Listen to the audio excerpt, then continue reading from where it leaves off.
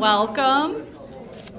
Happy 2015 to everybody, and welcome to our very first event of our Mockingbird Month. This is the Hudson Library and Historical Society's month-long celebration of To Kill a Mockingbird. As many of you know, I hope you've had a chance to grab a Mockingbird button in the back. Feel free to take one home. They're all sitting on that back table. And we also have approximately 7 events going on this month, all centered around To Kill a Mockingbird. And all of those events are listed on this handy-dandy sheet back on that table.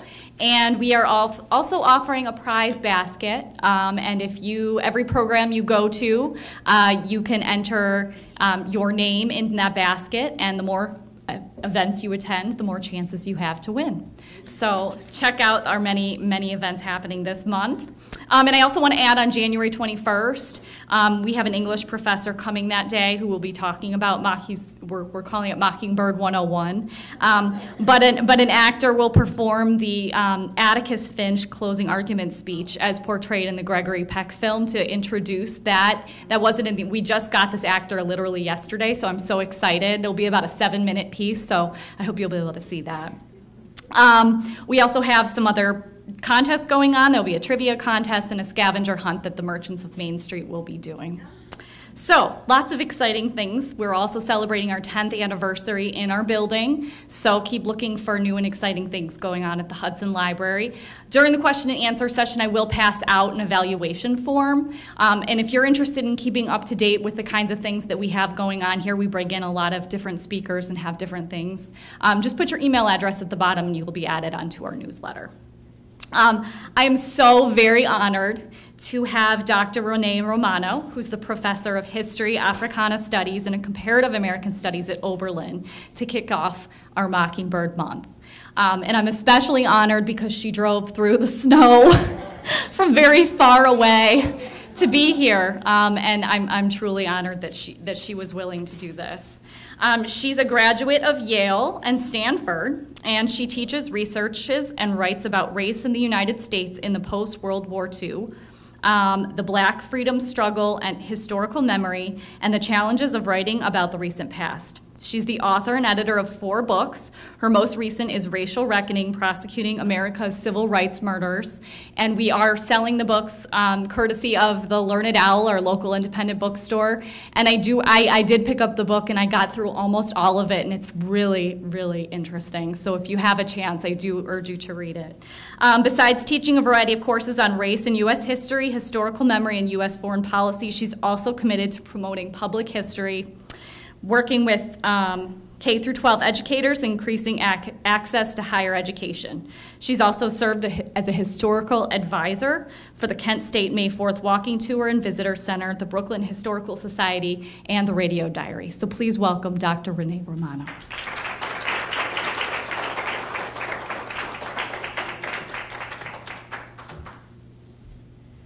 Thank you so much, and I want to really thank you for coming out on this very cold and somewhat snowy night. It takes a lot to leave your house once you get home after work when on a night like this, so I really appreciate people being here.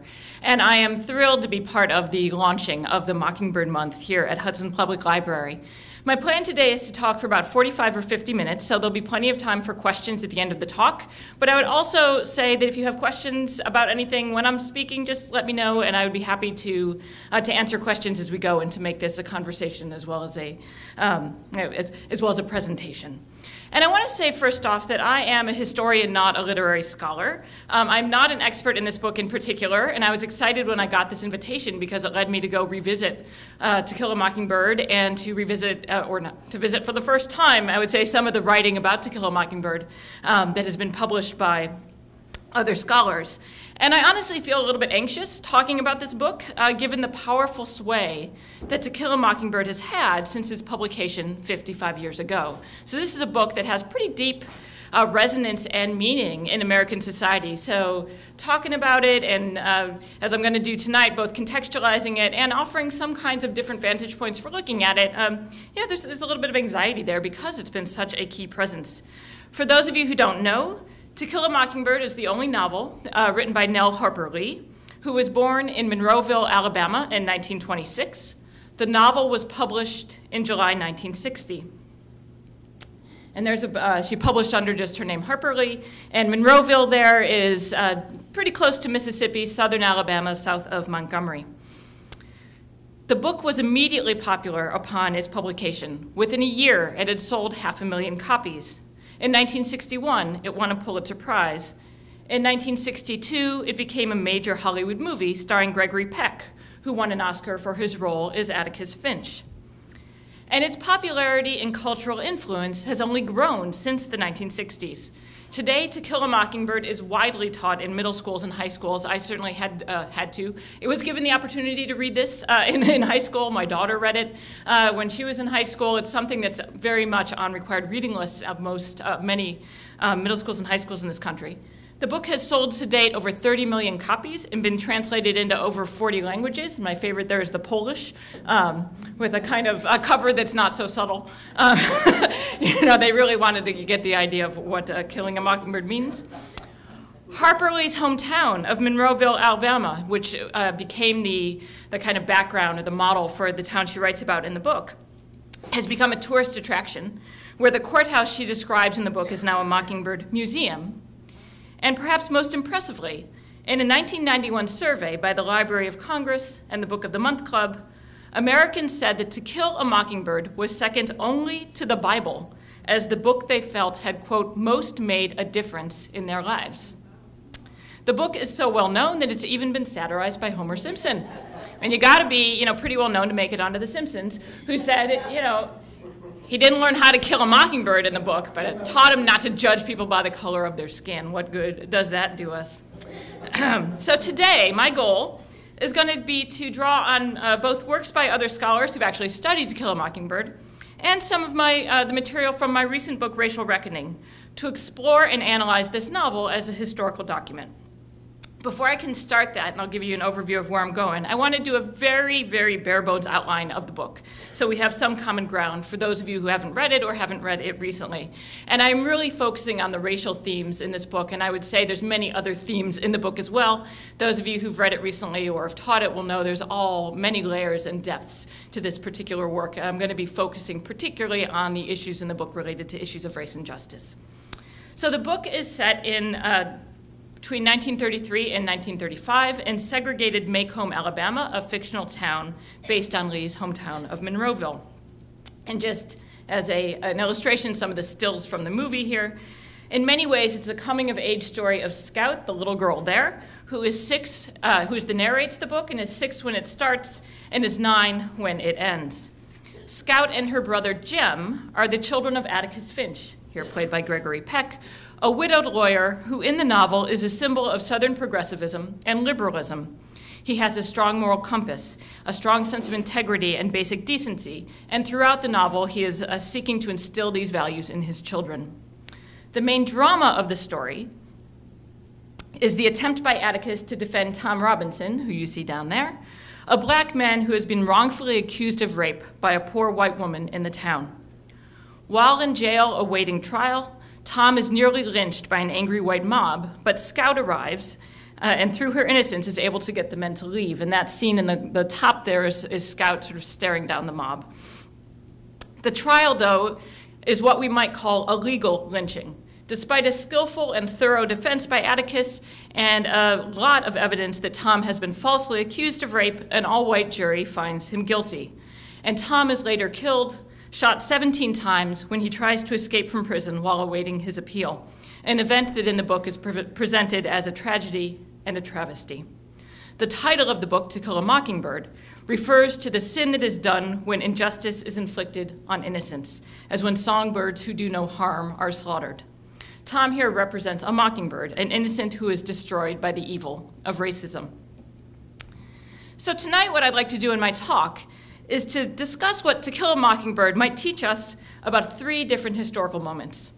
The 1930s, where the novel is set, the 1950s and 60s, when it was written, and the 1990s and beyond, given its continued popularity. So I'm going to just outline where I'm going to go in the talk. I'm going to be starting by giving some more historical background on the society that Harper Lee was writing about, the segregated South of the 1930s. this novel offers a powerful representation of the Jim Crow South in the 30s, and it thus provides a really emotional and powerful way to explore American history, and especially one of the book's main themes, which is the failure of the criminal justice system to treat blacks equally and fairly, a theme that remains relevant today.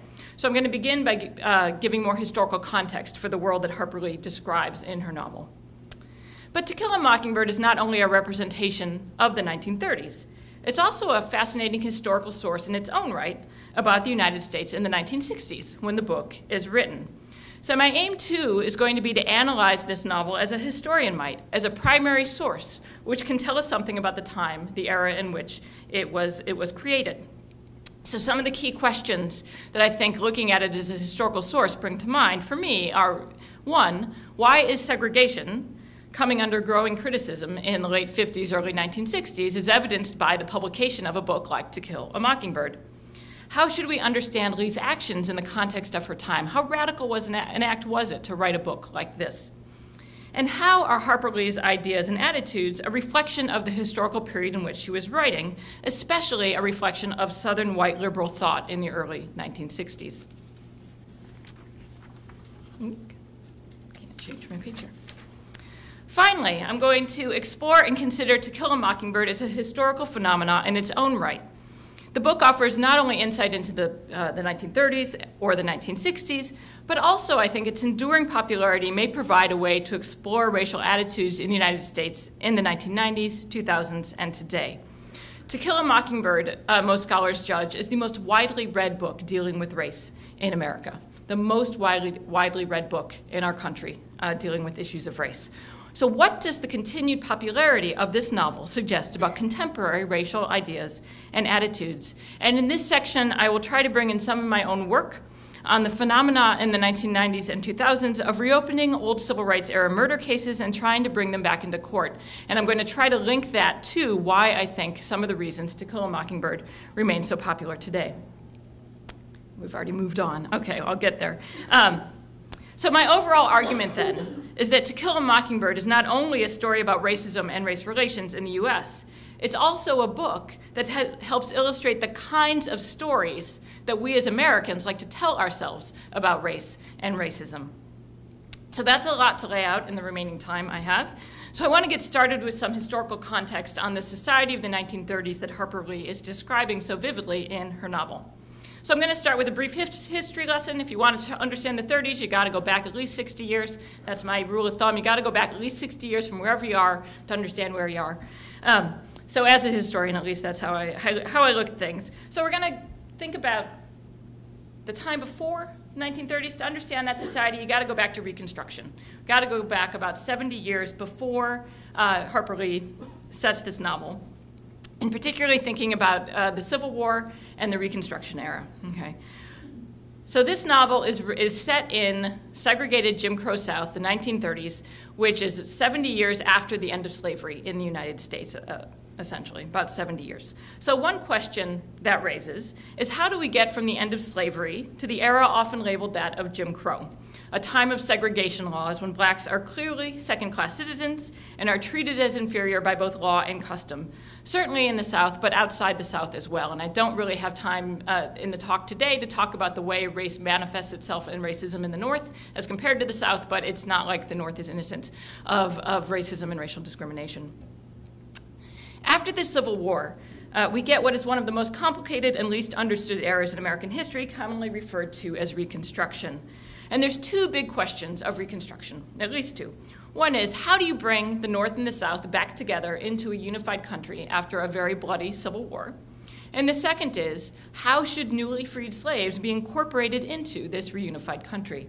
And this map here gives you a list of the dates at which certain states are going to be readmitted to the Union, and then the date at which they are going to go back under the control of the old Southern Democratic Party, the people who had been in control essentially before the Civil War. In the United States, at least for a while, we get some radical answers to that question of how are we going to reunify and how are we going to incorporate a newly freed population into the country. And much more radical, I would say, than happens in many other places where you see slavery ending. after it becomes clear to Northern interests that the same old Southern planters who had had power before the Civil War are going to take it back again unless there is dramatic action, Northern Republicans decide to establish military control over the former Confederacy in 1867 and to demand fundamental changes in Southern society for Southern states to be readmitted to the Union. So in 1867, they begin implementing what we call today radical Reconstruction. The two most important elements of radical Reconstruction are two post-war amendments, post-Civil War constitutional amendments that Southern states must ratify if they want to get back into the Union. One of these is the 14th Amendment, which the 14th Amendment is going to make all blacks born in the United States citizens of the United States and of the state where they reside, and it's going to forbid any state from denying equal protection of the laws or due process to any of its citizens. Now, that might not sound so radical, but only 10 years earlier, 1857, in the very famous Dred Scott Supreme Court case, the Supreme Court had ruled no black person could be a citizen of the United States, slave or free. So this is only 10 years later, where the Republican government is saying, if you want to come back in the Union, you have to make blacks ratify and allow blacks to be citizens.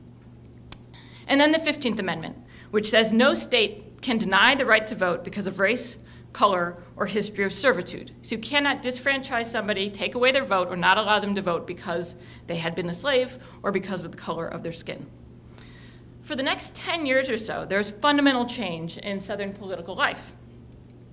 Black men, and at this point the vote was largely restricted to men, so neither white nor black women are voting in most of these Southern states. Black men can vote in the South. They serve in local and state offices, and even in the U.S. Congress. And there's the African Americans elected to the U.S. House of Representatives and Senate after these measures go into effect.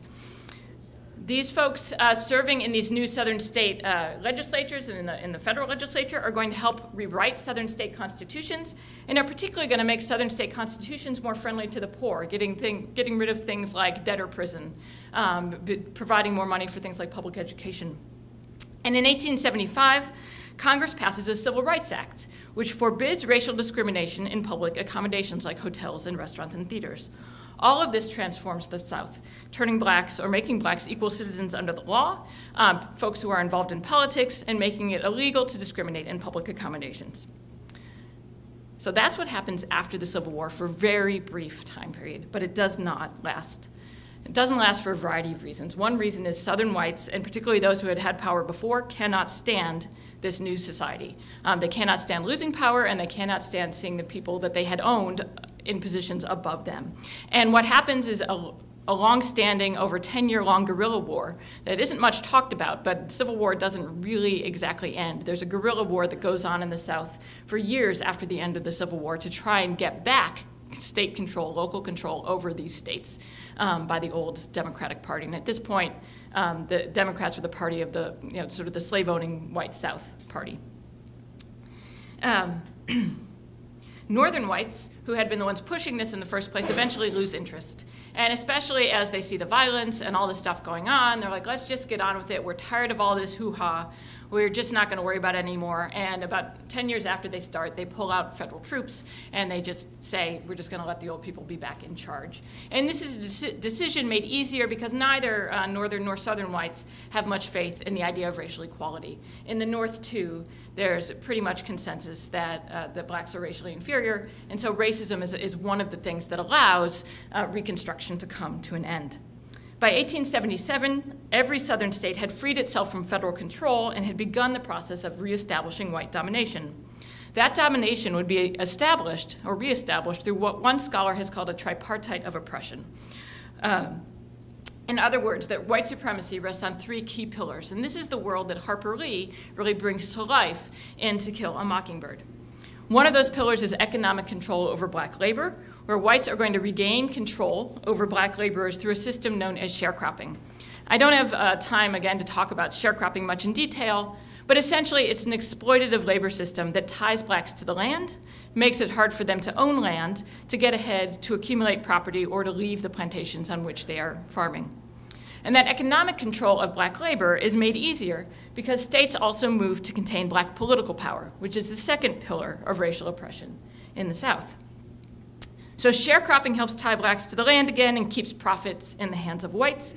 The next step is to ensure that blacks have no political voice. So in the years after the end of Reconstruction, every Southern state is going to find a way to take away blacks' right to vote, despite the 15th Amendment, which says you cannot abridge the right to vote based on race or color or condition of previous servitude. So they have to find a way around that amendment, and every single one of them does. They disenfranchise their black populations through devices like the poll tax, requiring people to pay a tax, a cumulative tax as well, that you have to pay if you want to vote, through literacy tests, or through understanding clauses where if you go to vote, they might say, okay, you can only vote if you can in fact understand and interpret this subpoint C, B of 263 measure of the Constitution. And they put in all of these tests, and then they put in exemptions for poor whites, because they don't want to disfranchise poor whites. They want to keep them voting. So they put in kinds of exemptions that say, if you or your descendants could vote before January 1st, 1867, why is that date important? Because that's the date that the 14th Amendment was ratified. So when blacks would first, in the 15th Amendment, would first get the right to vote. So if you could vote before then you're not subject to these tests. All right. So the effect of all of this is very stark and dramatic. Between 1890 and 1910, every Southern state passed some or all of these forms of disfranchisement. And just one example, in Louisiana, in 1896, there were over 130,000 registered black voters. In 1904, there's 1,300. So yeah, so 99% of the voting population has been essentially lost their right to vote. The third pillar of this tripartite of racial oppression are measures designed to exert social and psychological control over African Americans. By the time Harper Lee is born in 1926, white supremacy is being promoted in every sphere through the use of segregation laws and violence. The period between 1890 and 1910, not only marked by the loss of the right to vote, but also by the passage of segregation laws throughout the South, commonly known as Jim Crow laws. And the statutes, segregation statutes, are named after Jim Crow, who was a popular blackface minstrel figure in minstrel shows. And so it was a caricature of African Americans, and that becomes the name given to the whole series of laws that are established throughout the South. Jim Crow laws are going to reinforce and institutionalize a racial hierarchy and really reinforce and make every day send the message that blacks are inferior to whites. It's not necessarily the message blacks took from it, but it's the message whites meant to send. So laws are going to require blacks to sit in separate places on streetcars, to segregate schools. Hospitals will be segregated. Cemeteries will be segregated. In many courtrooms, even the Bible that you swore on would be segregated if you were a witness in a trial. They'd have a separate Bible for black and white witnesses. Blacks will be excluded from many public places like libraries and parks and restaurants. And these laws will prohibit all forms of interracial activity that might imply equal status. Eating or drinking together, playing cards together, playing checkers together is against the law in Alabama and Mississippi for blacks and whites to play checkers together. And especially the most taboo activity in the South, any kind of romantic or sexual relations between black men and white women.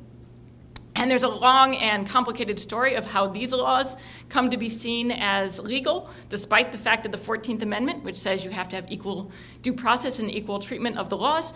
But suffice it to say, I'll tell you that story if you want to hear it later, but suffice it to say the Supreme Court upholds the subterfuge that the South uses to both get rid of black voters and to pass segregation laws and declares them legal and constitutional. So it says the Supreme Court is going to say these laws do not violate the 14th Amendment, and the fact that no blacks are voting anymore does not violate the 15th Amendment. So the North and the federal government is complicit in all of this as well. This is not just, and never has been, just a Southern story.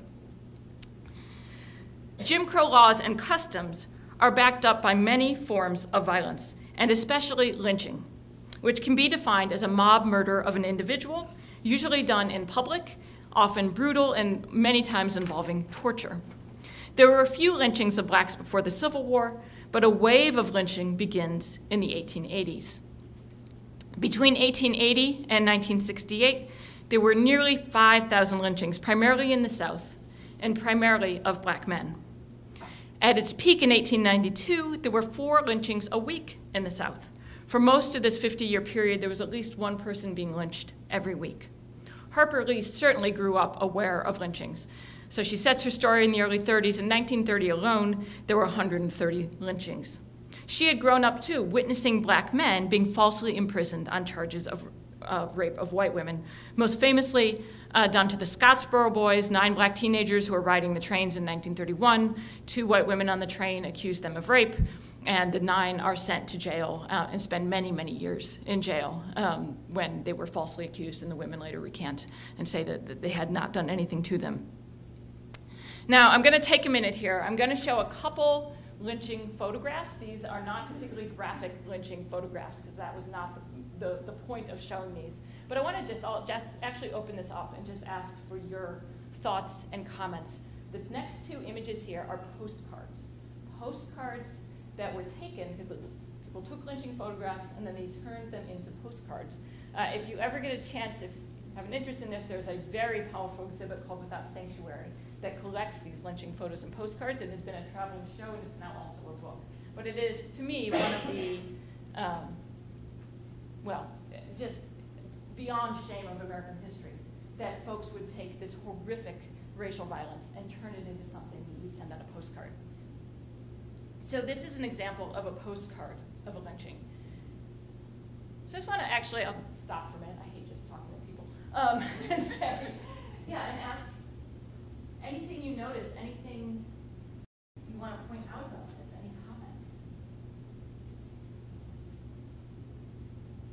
It was usually a situation where people were happy and they were having a good time, and children were there, and it wasn't something that was solemn or anything of that nature. People were encouraged to be there and look at it as an okay kind of activity. Absolutely. And they would often bring picnics. You bring a picnic to a lynching.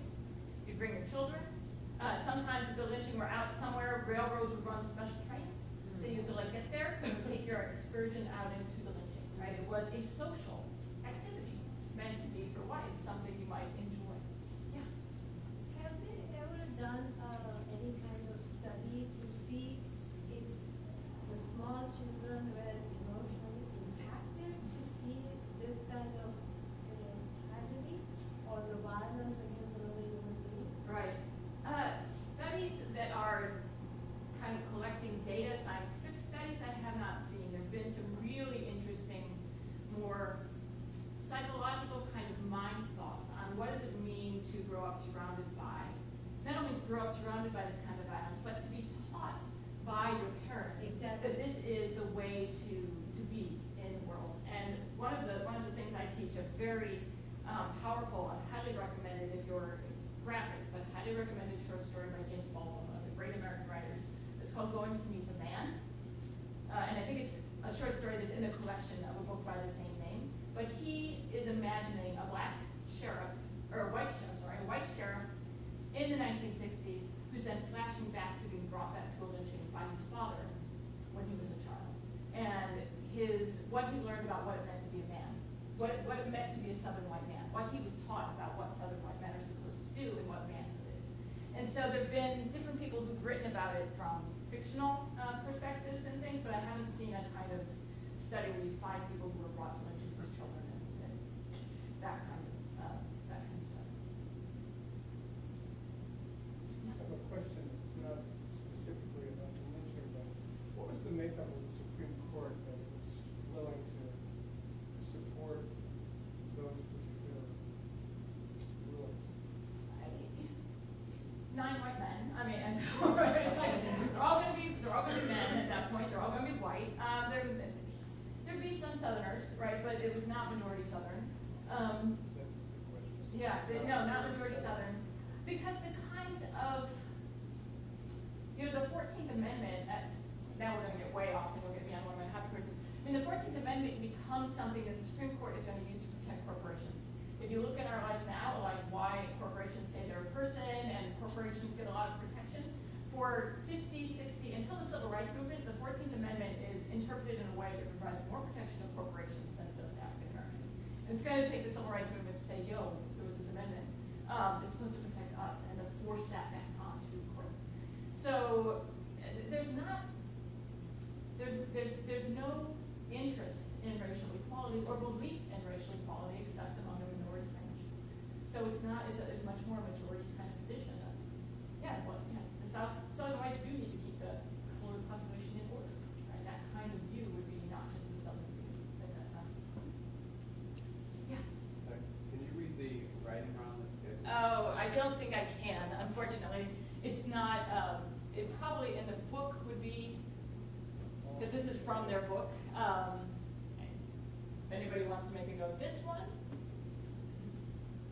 better writing. So this is another, so you see the children, right, we brought here.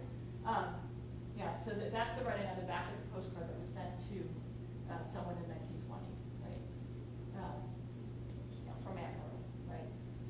I mean, the other thing, yeah. Didn't the churches at this time also, invoke God as a way to justify all of this? I mean, they did during the Civil War, or that somehow God was sanctioning, God was on their side. Right. I mean, in Christianity, religion is one of those very malleable kind of belief systems that can be used to fight for liberation or can be used to fight for hierarchy, right? And Southern white churches, for the most part, either said, it is not our business to get involved in politics.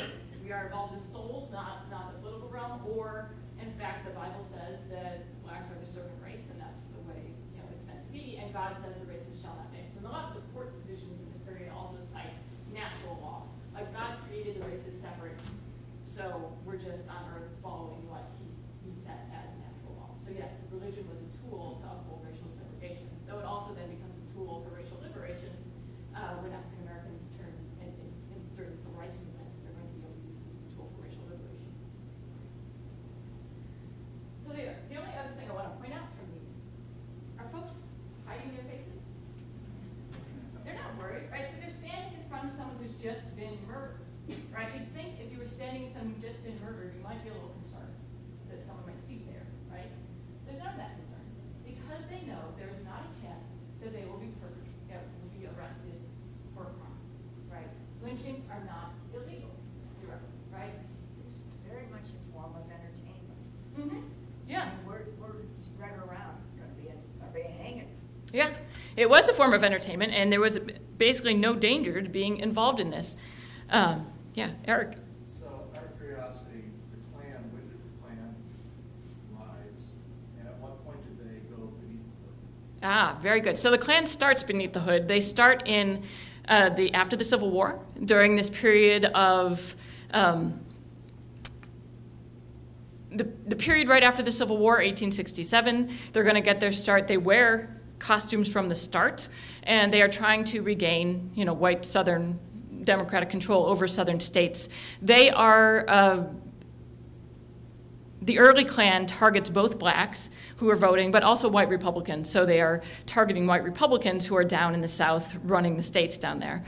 They are going to be driven out of existence for the most part, really forced out of existence in 1871 by a series of laws that get passed by Congress called the Force Acts. So they are around for about a 5-year period before Congress says we need to get rid of these guys. And then they are pretty much quiet until the World War I period, when they reemerge with mass immigration and lots of new Catholics in the country that they decide that they don't like either. And then the biggest area of the Klan is Indiana in the 1920s, very widespread. And then they kind of go a little bit under the, not as loud again, and then they come out again really loud in the 50s and 60s. So they continue to exist. But from 1871 till about 1910s, 1915, it's not a group that has much. They've really been driven out of existence for a little while by federal law. Right. Oh, this wasn't. Yeah.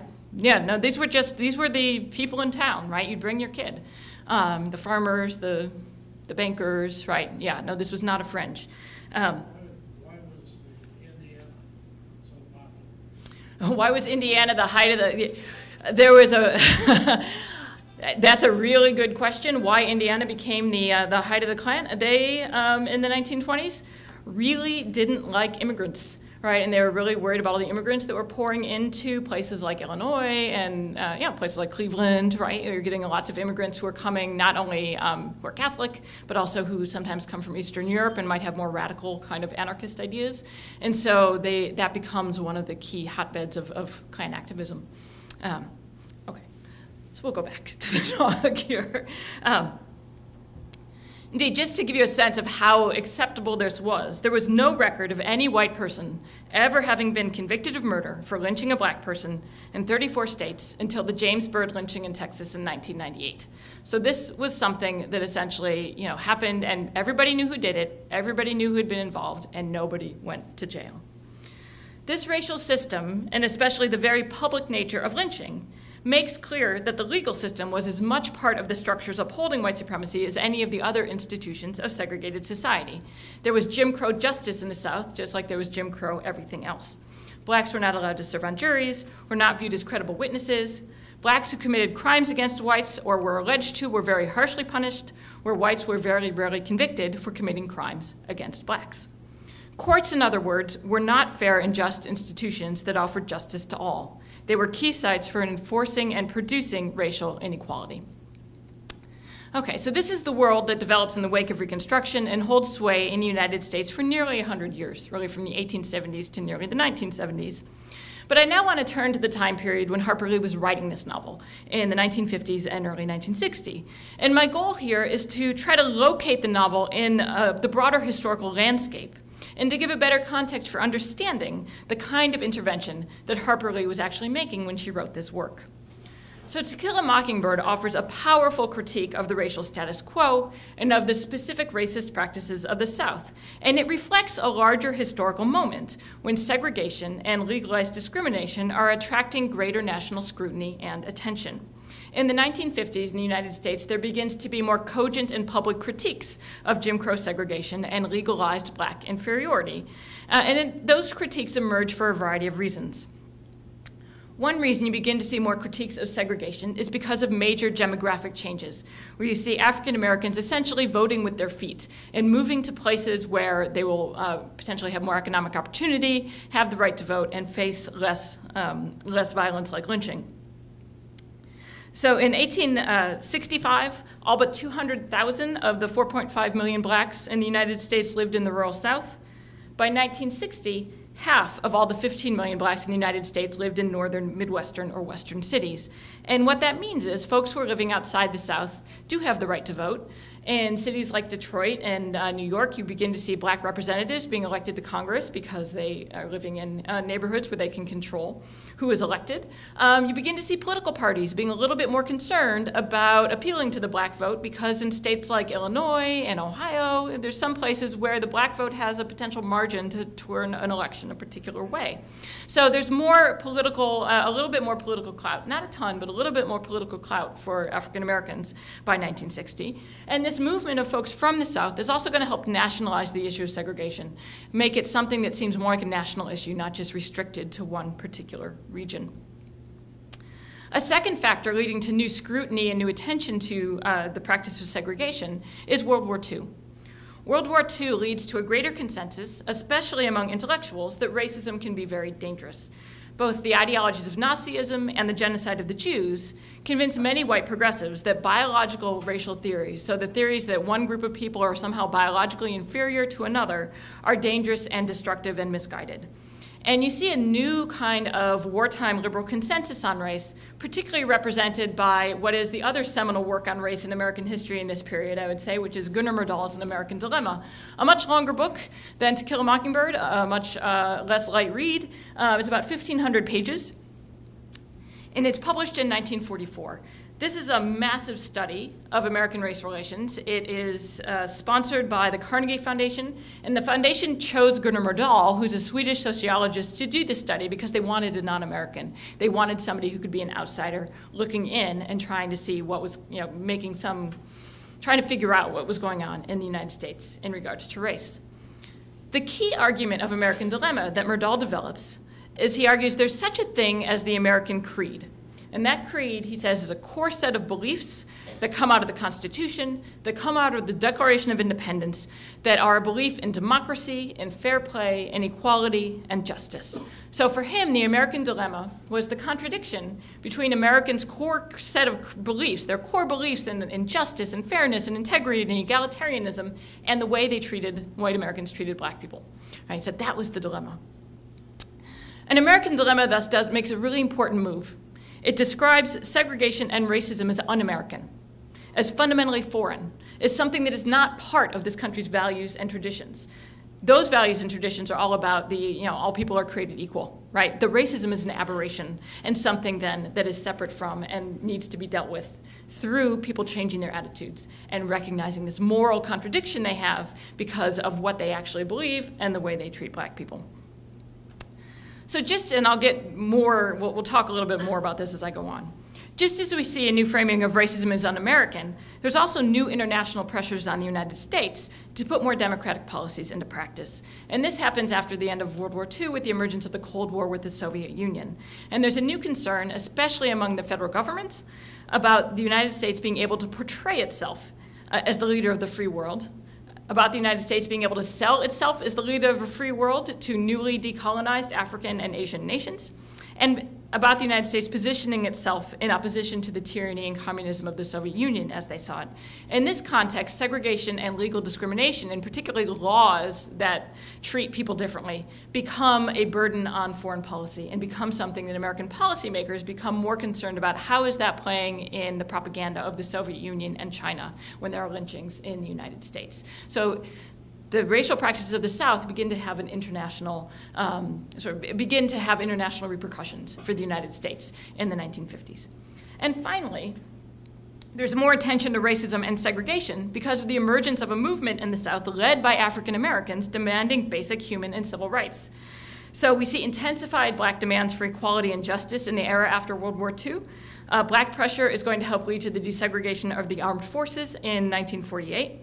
There's a year-long successful boycott of the buses in Montgomery in 1955-56 that ends segregation on the buses there.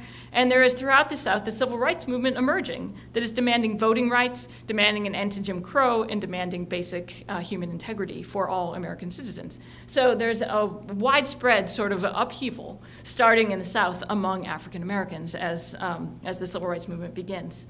So this is the historical milieu the novel is emerging from.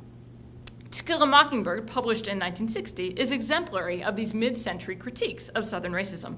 And Harper Lee, in particular, is part of a small group of white Southerners who become vocal critics of the Southern racial system. In college, before writing the novel, she'd written parodies of Southern politicians who insisted that segregation could never end, and of Southern newspapers that upheld the racial order. Her hero, Atticus Finch, represented the quintessential Southern liberal, someone who loved the South and deeply believed in Southern traditions, but who treats all people equally and fairly, who stands up for justice even when he knows it is a lost cause, and who fights for the underdog. But Lee's criticisms of Jim Crow and racism were clearly in the minority among white Southerners in 1960. So here I just want to briefly use my own work on violence in the civil rights era to provide some sense of how brave Lee was to write this novel, right? Because she really is an outlier in her attitudes at this point in time. In the 1950s and 60s, as we see African Americans beginning to really stand up and challenge the Southern racial system, few Southern whites are going to join Lee in her open criticism of Southern racial practices. The vast majority instead were closing ranks in an effort to protect white supremacy.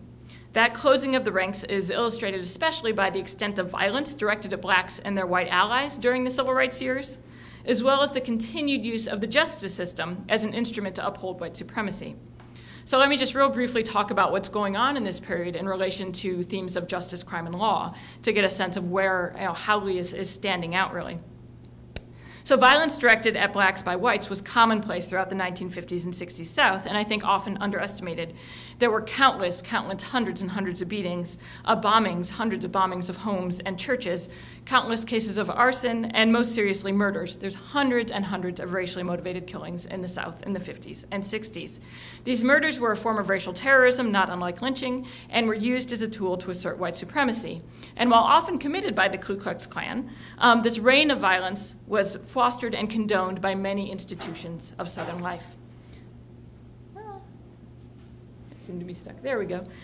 Southern law enforcement was complicit with the violence. They reacted themselves with violence to civil rights demonstrations. They saw it as their duty to keep blacks in their place.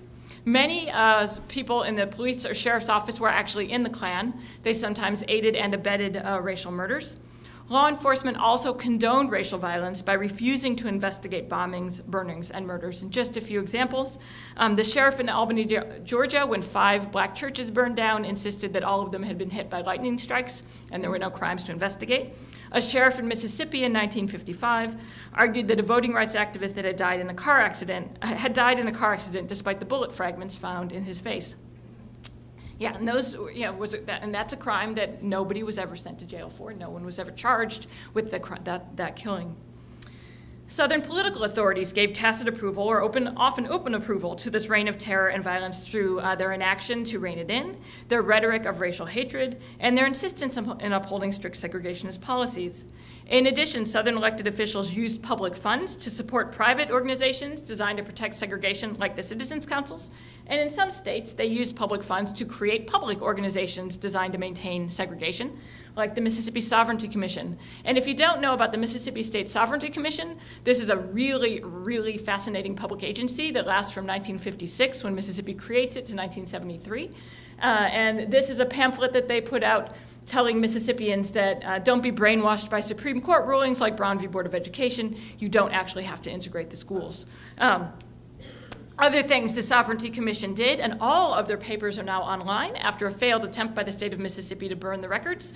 Civil rights activists fought to prevent Mississippi from burning these state records, and they are now available online. You can go search them. Mississippi Department of Archives. Really interesting history. This state spying agency provided information that was used to target activists. For example, the 3 civil rights workers who were killed, you may have heard of them: Andrew Goodman, James Chaney, Mickey Schwerner. Their license plate number had been given to the sheriff who pulled them over for speeding, so he knew exactly who he was pulling over when he pulled them over, because the Mississippi State Sovereignty Commission had targeted particularly Mickey Schwerner, who was a voting rights, a well-known activist in the area, for targeting and harassment. And that same sheriff then, who was a member of the Klan, turned those 3 men over to the Klan, who then killed them. So they spied on the movement, and they set the tone then of using whatever means was necessary to contain protests. The broader community, too, from religious leaders to journalists to community elites, acted in ways that created this atmosphere that bred racial terror. Religious leaders did almost nothing to challenge the violence.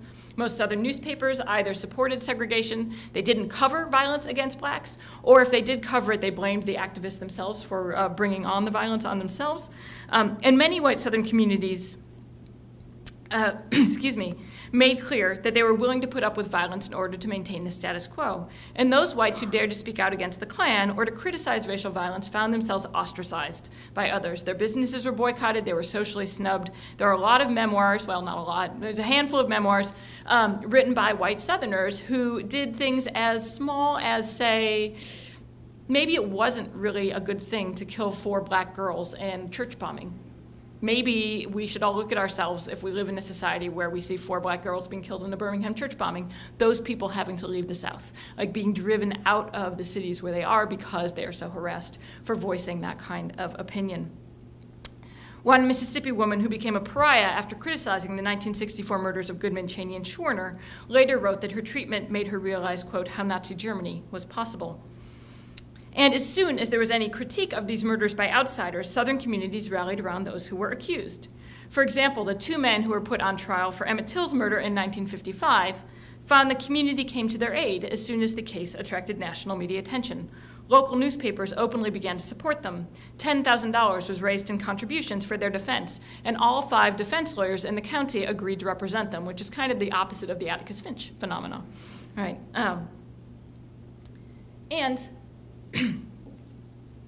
When they did have a trial, in this case these 2 men were charged and brought to trial, an all-white jury found them not guilty after deliberating for only 67 minutes, at which point one of the jurors said, well, we would have finished sooner, but we stopped to have a soda pop.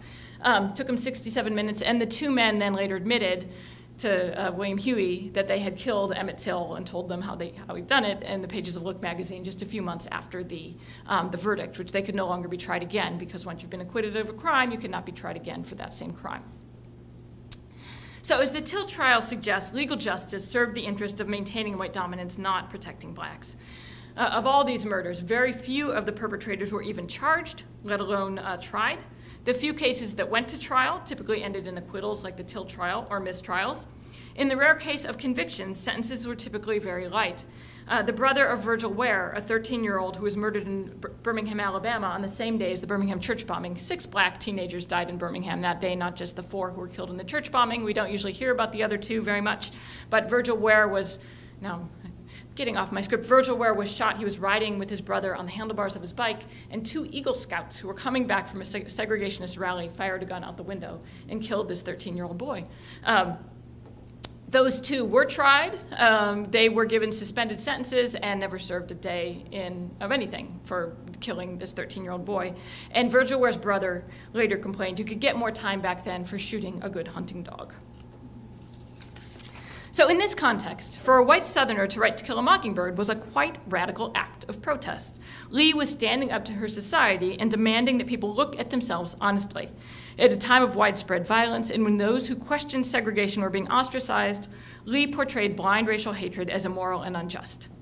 But, and here I want to go into an analysis of the novel a little bit, as a historical source. This novel is also very much a reflection of the state of white Southern liberal thought in the early 1960s. So we also need to read it as to think about how were white Southerners, a liberal white Southerner like Harper Lee, thinking about race in the early 1960s. Like in American Dilemma, the book is a key example of liberal racial thinking of the era.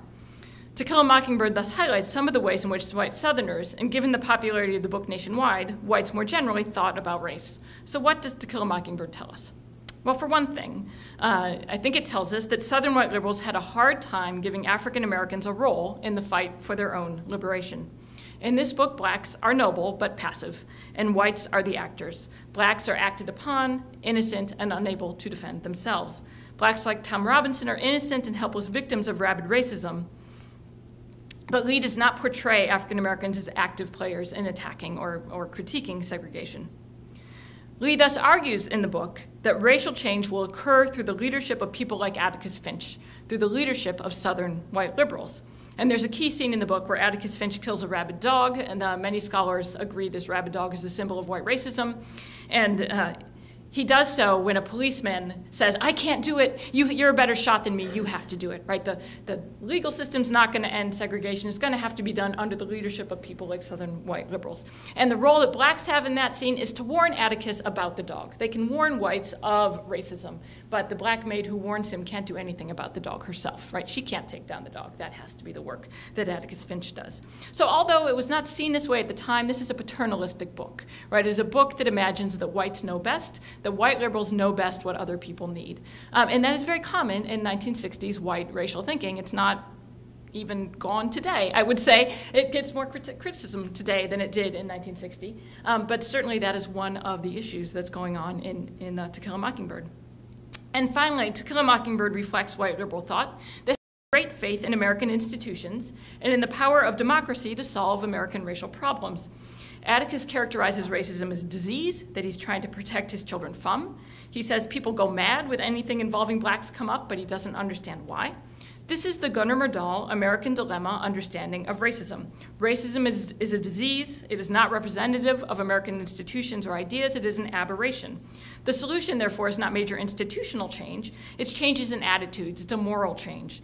Racism is an issue of morality rather than societal structures, right? So when the son in Jem says to Atticus and To Kill a Mockingbird, the legal system doesn't work, we should get rid of juries, Atticus says we can't do away with juries despite the failure of the court system. What we need to do is to slowly work to change people's ideas. The book also reflects the class politics of white liberalism. In the book, the white Southerners who are most in need of change are those who are poor, who do not emulate middle-class values. So the worst racism in the book is to be found in the Ewell family, Mayella, who falsely accuses Tom, and her father, Bob, who seeks revenge against Atticus for defending Tom Robinson, who are poor and lacking in integrity and self-respect.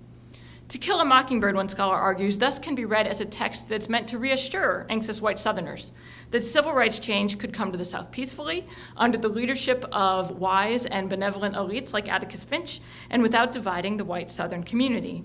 And it suggests that American values of justice and equality will eventually win out, that even at this awful time, there were wonderful men like Atticus Finch ready to stand up for the deep-rooted American values that are the core of who we really are.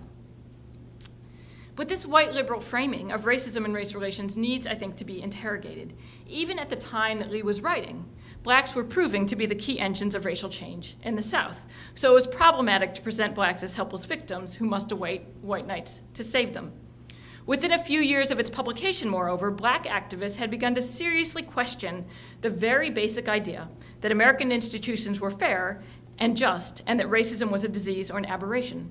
Instead, they began to argue that racism and white supremacy were actually built into national institutions right from the founding of the country. Like, for example, the 3/5 clause of the Constitution, which said right at the start that blacks are 3/5 of a person, or the 1790 Naturalization Act, which said only free white persons can naturalize. Right? They said, this is not a disease or an aberration, this is part of the normal workings of the society. Right? Racism was built into our founding documents, it's not in conflict with it. To tackle racism, they argued, Americans would need to explore how it functioned through the normal operations of its institutions, like the legal system or the political system, and then would have to be willing to tackle structural change that would go beyond individual attitudes. So I don't mean to denigrate here To Kill a Mockingbird or its accomplishments and the brave act of writing that it was, or to denigrate the idea that individual moral choices are important in action. But I do want to point out that particularly by the 1970s, this framing of racism was coming under very harsh critique from those people who'd been fighting for justice and equality in the South for years now, the civil rights activists, saying, you know, it's not going to just be individual choices, it's not just an issue of morality, it's an issue of institutions and structures, and it's going to need more than a few good men to figure out how to how to change American racism. So I want to shift now to explore the question, and this is my final section, of why this particular book remains among the most popular, widely read American book about race. Why has a novel published in 1960 remained so important in American society 55 years later? There's many different reasons, and I'm sure as you go forward with the programming here, you'll talk about a lot of different things going on in this book and its many merits. One reason I want to talk about why I think in part it remains influential is because I think the racial story that it tells, this white liberal narrative, is a very reassuring one to many people and a comfortable one for many white Americans to believe. It's reassuring to portray noble whites as the actors and movers in the struggle for racial justice. It's reassuring to imagine that racism is a disease that can be cut away without major transformations of American society or American institutions.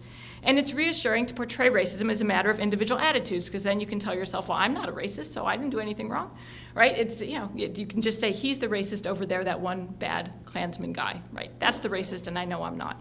So it's a reassuring kind of narrative that is very deeply rooted in our history and in our culture. And one can see the power and potency of this white liberal narrative when we put To Kill a Mockingbird into conversation with some trials that I've been writing about in my book, Racial Reckoning, those that revisit the civil rights era murders. So I just real briefly want to tell you where I see some of these similarities. So very briefly, the subject of my new book, Racial Reckoning, explores the phenomena of the reopening of civil rights era murder cases, starting in the early 1990s and gaining momentum in subsequent years. There's been an effort to revisit some of the most egregious miscarriages of justice from the 1950s and 60s, to reopen investigations and press charges if possible. So cases that have been reopened include those of Emmett Till, the 3 civil rights workers killed in '64, the Birmingham church bombing, the 1963 assassination of Medgar Evers, 2 black teenagers killed in 1964 around the same time that Goodman, Cheney, and Schwerner were, Henry D. and Charles Moore.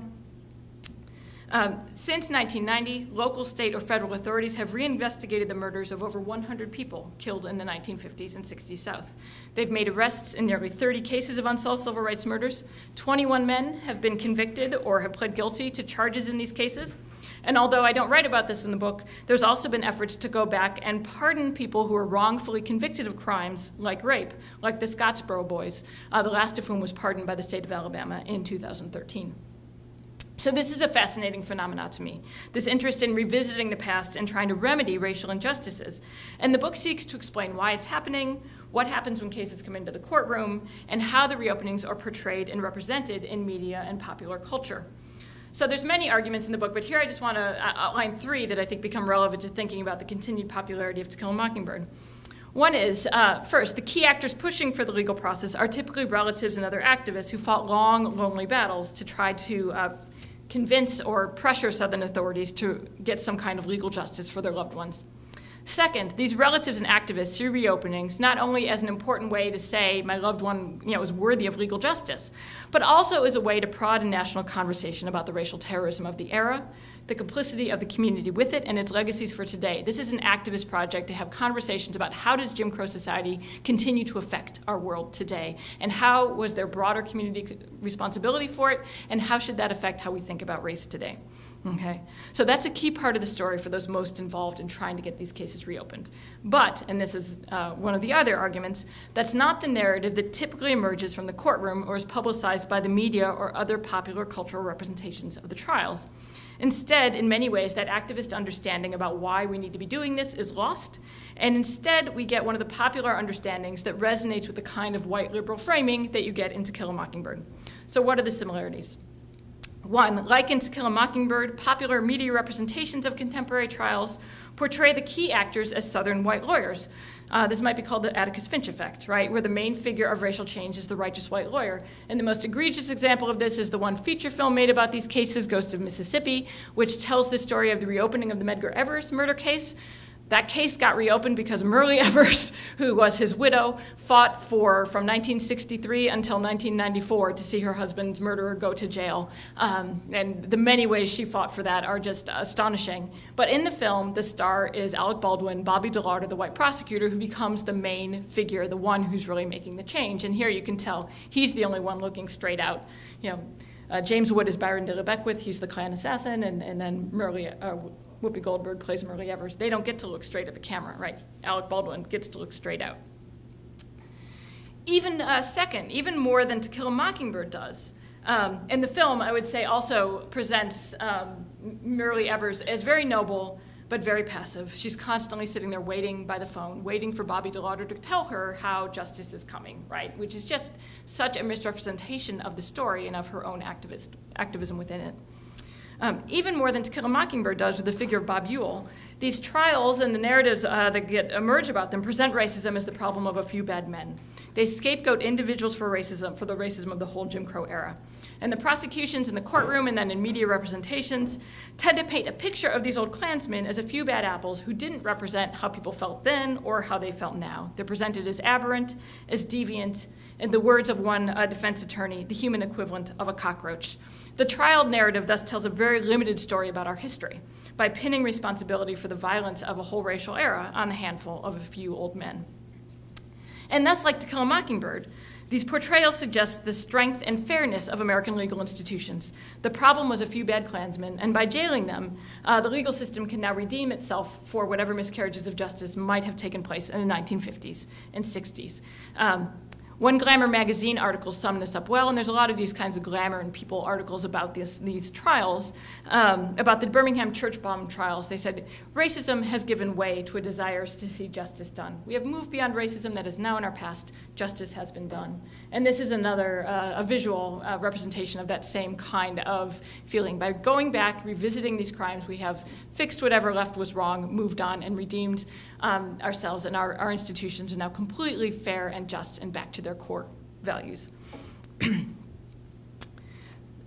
The trials then become evidence that the system works, that the legal system can deliver justice, that it is fair and egalitarian, even if it takes a little while to get there.